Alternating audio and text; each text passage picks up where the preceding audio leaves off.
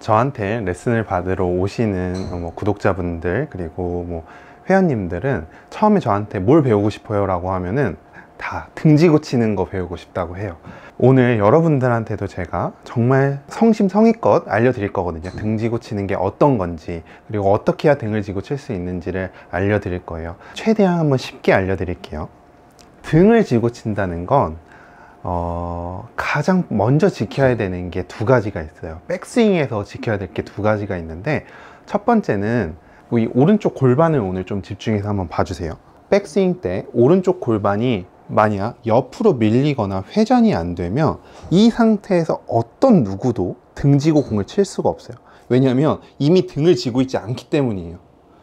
일단 백스윙 때 등을 져야 등을 지고 칠 거 아니에요.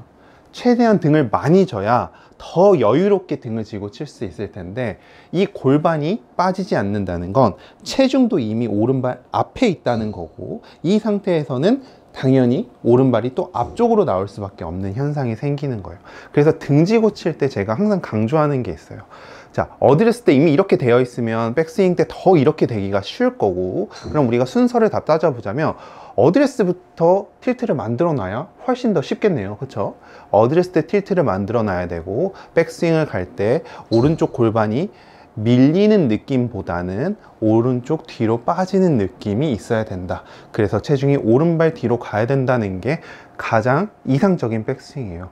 자, 그러면 또 어떤 프로님들은 이렇게 얘기할 수도 있어요. 로리 맥길로이 같은 경우는 옆으로 민 상태에서 돌던데, 하지만 제가 여러분들한테 질문을 해볼게요. 만약 여러분들이 로리 맥길로이의 백스윙 때 골반을 보면 돌아서 어드레스 때보다 공 하나 정도가 뒤로 빠져 있어요.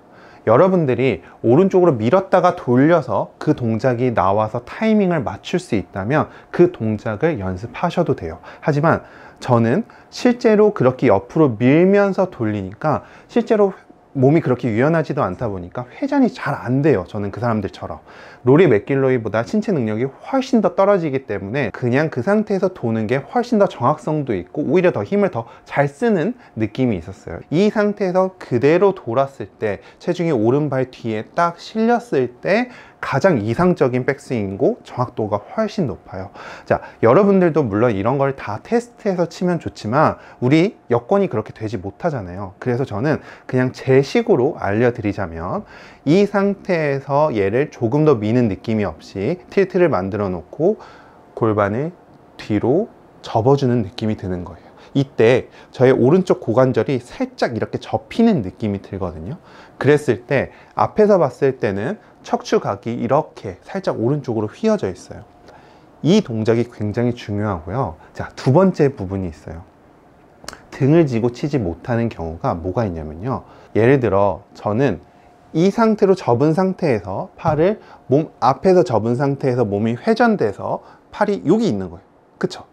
자, 보세요. 다시 오른쪽 어깨로 팔을 이렇게 접어 볼게요. 이 상태에서 돌면 팔이 몸 앞에 있는 거예요. 몸 기준 앞에 있는 거예요. 자, 대부분의 사람들은 팔을 이렇게 옆으로 빼는 경향이 굉장히 많아요.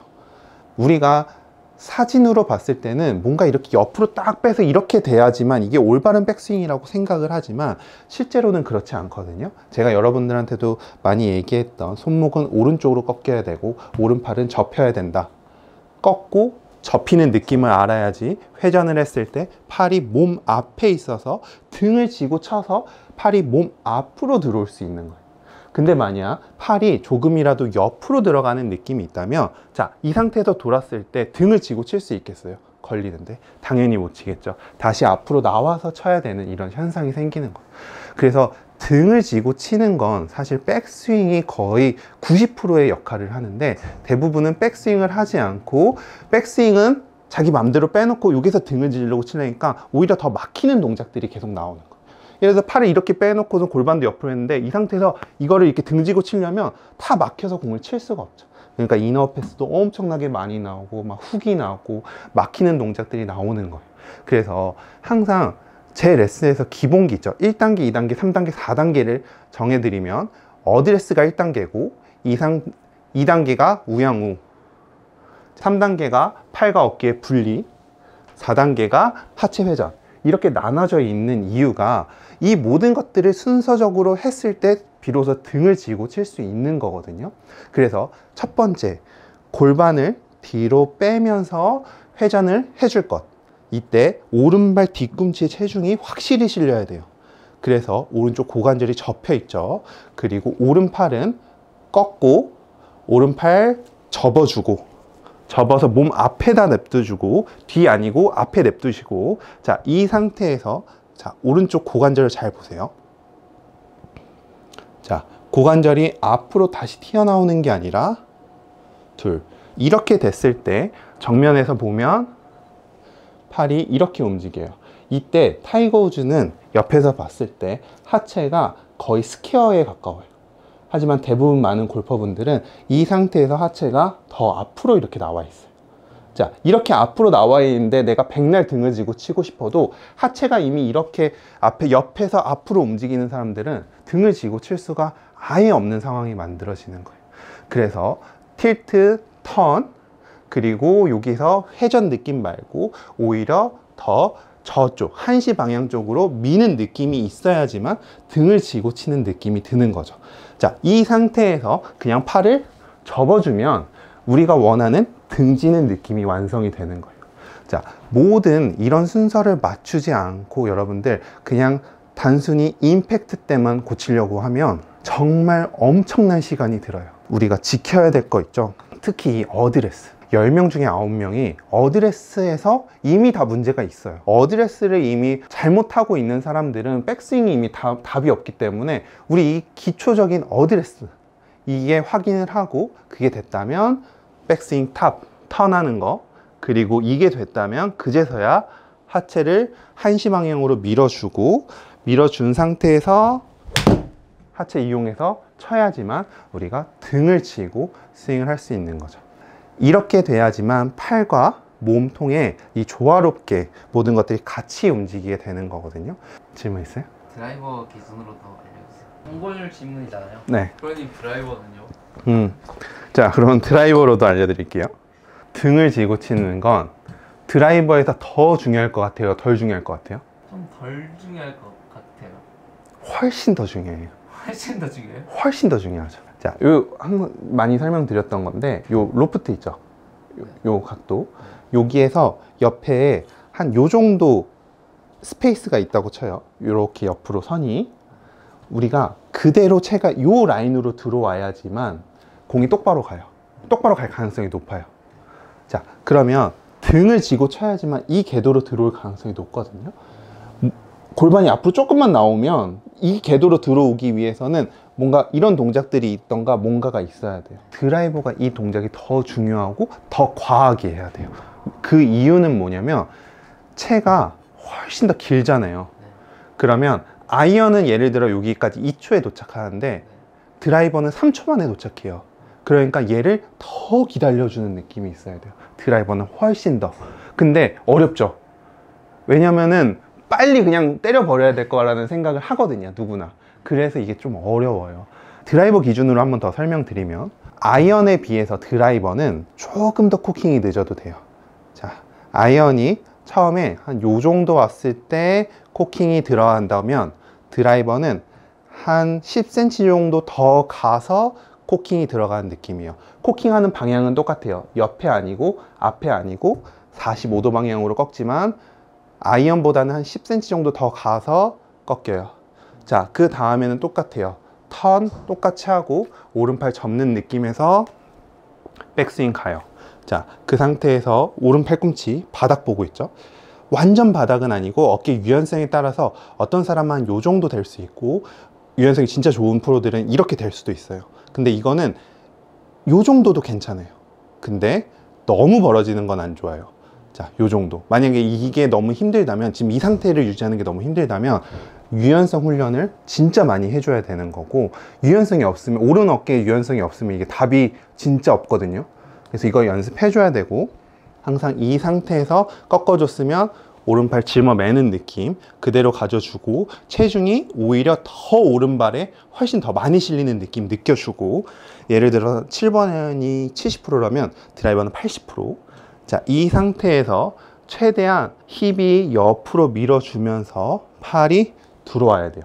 근데 들어오는데 드라이버는 아이언과 조금 다르게 조금 더 헤드를 이렇게 풀어주는 느낌이, 던져주는 느낌이 오른발에서 있어야 돼요.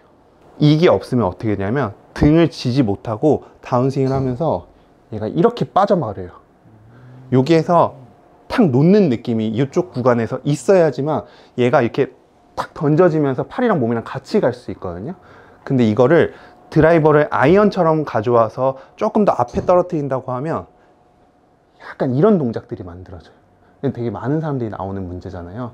그래서 등을 진 상태에서 내 명치가 여기를 보고, 자, 골반의 옆을 밀지만 헤드를 조금 더 오른발에다 던져주는 느낌을 주면서 턴, 자, 밀어주면서 턴, 자, 밀어주면서, 그리고 하체로 리드를 해주는 거예요. 그래서 던져주는 타이밍이 아이언 대비 조금 더 오른발, 예를 들어 7번 아이언을 여기 가운데라면 살짝 앞에서 던져준다면 드라이버는 약간 더 오른발에서 던져줘야 돼요. 이 타이밍은 여러분들이 제가 여기에다 던진다고 해서 여러분들도 여기다 던진다 해서 딱 여기다 던져지는 게 아니에요. 어떤 사람은 여기다 던지는 느낌이 있어야지 여기다 던져지는 사람도 있어요. 그래서 그 타이밍은 여러분들이 연습을 하면서 잡아야 돼요. 예전에 저는 채를 여기다 떨어뜨린다는 느낌이 있어야지만 여기에다 정확하게 맞았지만, 지금 저는 여기다 떨어뜨린다면 진짜 여기 떨어지거든요. 하도 훈련을 많이 해서. 근데 누군가는, 지금 시작하는 사람들은 진짜 여기에 떨어뜨려야 되겠다, 진짜 채를 여기다 떨어뜨려야 되겠다 해야지 여기 와서 떨어지는 사람들도 분명히 있을 거예요. 그 타이밍은 점점 맞춰 나가야 되는 거고, 그래서 드라이버가 아이언에 비해서 조금 더 어려운 거예요. 채가 길기 때문에 이 타이밍을 맞추는 게 조금 더 어렵거든요. 아무래도 채가 짧으면 요 떨어뜨리는 타이밍도 되게 쉬울 거예요.